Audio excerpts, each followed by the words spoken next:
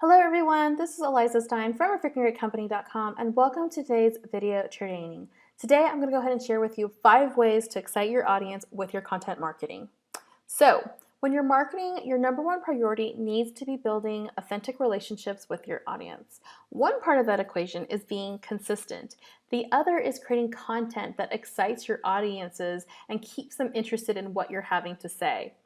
And how can you tell if your audience is interested? Well, they'll respond with questions, with shares, comments, they'll tweet you, they'll retweet you, they'll like, they'll follow, they'll even friend you.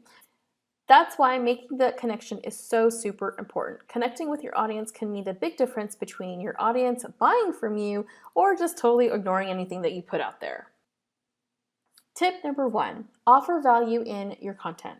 It's really easy to get lazy and post content just for the sake of posting something. It's important you create with intention and curate content that is highly valuable to your audience. You want to make sure that any content that you put out there makes your audience feel as if you were speaking to them, as if you created that content just for them. Doing so actually creates a connection that's incredibly strong and will keep them coming back for more. Need some help on what kind of content to create that's full of value? Well, start by answering questions that they are asking. Another thing you can do is by actually talking about solutions to the problems they are currently experiencing and that your service, product, or training will actually solve for them. Tip number 2, create content that they'll want to share. If you really want to nurture your relationship with your audience, you must create or curate content that is share-worthy. How do you do this? How do you know what they'll share? Look at what your top fans and paying customers share already on their social media accounts. Then create content that is in line with what you find. If you've noticed that they're sharing more memes, then you want to create memes that they'll share. If they're sharing more inspirational quotes that are very pretty, then you'll probably want to create inspirational quotes that are also pretty. Tip number 3, make connecting with your audience super easy. I know this may sound like a no-brainer, but don't hide the share buttons or turn off comments.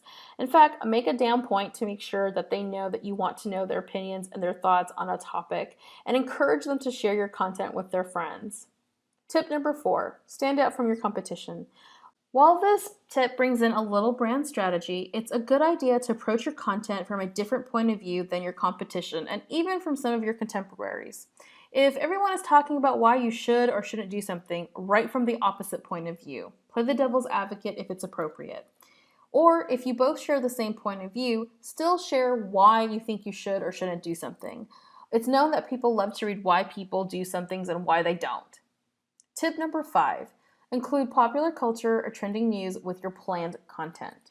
While it's a smart idea to plan your content based on your promotions, which would be your offers or your opt-in, you should also include some pop culture or trending news in your content too.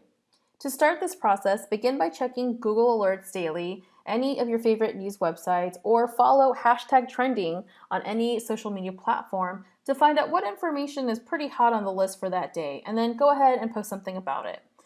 A quick way to incorporate pop culture or trending news is simply by adding your thoughts and then posting it.